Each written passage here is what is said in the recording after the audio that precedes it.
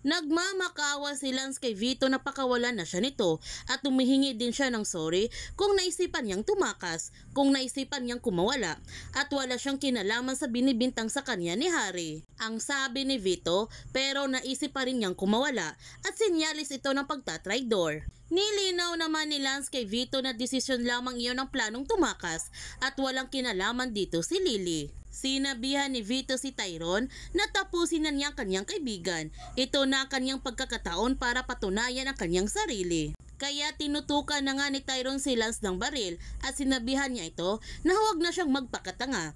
Hindi na ito oras para magpakatanga. Sino si Jasmine? Hindi naman sinabi ni Lance kay Tyrone na alam na niya ang totoong pagkatao ni Jasmine. Kaya pinatay na ito ni Tyrone. Bago umalis si Vito, inutusan niya si Tyrone na siya nang lumigpit sa bangkay ni Lance dahil siya ang nagkalat nito. Makikita mo sa pagmumukha ni Tyrone na naaawa siya ng labis sa sinapit ng kanyang kaibigan, pero wala siyang magagawa kundi patayin ito para manatili pa siya sa poder ng mga Buenavides. Nalaman din ni Tyrone na pinatay din nila si Stephanie at para mabigyan ng magandang libing ang kanyang mga kaibigan, tinawagan niyang mga pulis para ma-recover ang kanilang mga bangkay. Isang magandang balita naman dahil buhay pa si Lance at isinugod kaagad ito sa ospital. Habang si Vito, hindi pa rin niya pinagkatiwalaan ng lubusan si Tyrone kahit pinatunayan na niya ang kanyang sarili at nag-alala naman si Vito sa kanyang anak baka masaktan na naman ito. Sinabihan ni Iris ang kanyang ama kaya niya tinanggap si Tyrone. Kung mapalapit sa kanya si Tyrone, mas madali lamang niya mahahanap si Jasmine. Pero ngayon sa tingin niya, baka makatulong si Tyrone sa kanila para makuha nila si Jasmine. Samantala, pinagsabihan ni Sandro si Jasmine na huwag na siyang magtangkang hanapin si Lance.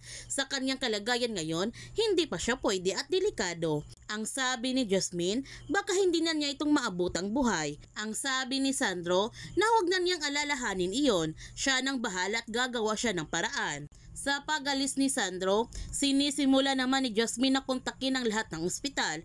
Baka isinugod doon si Lance at nagpapanggap din siya nito ng asawa para ibigay sa kanyang impormasyon. Hanggang nahanap na nga ni Jasmine ang ospital kung saan isinugod si Lance at pupuntahan niya ito para malaman na niya kung paano napunta sa kanila ang kanyang anak.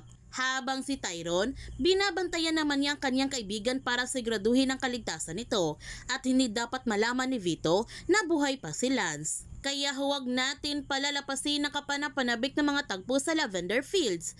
Kung bago ka pa channel ko, don't forget to like, subscribe, and click notification bell para palagi kang updated sa mga videos in-upload ko. Thank you for watching and God bless to everyone.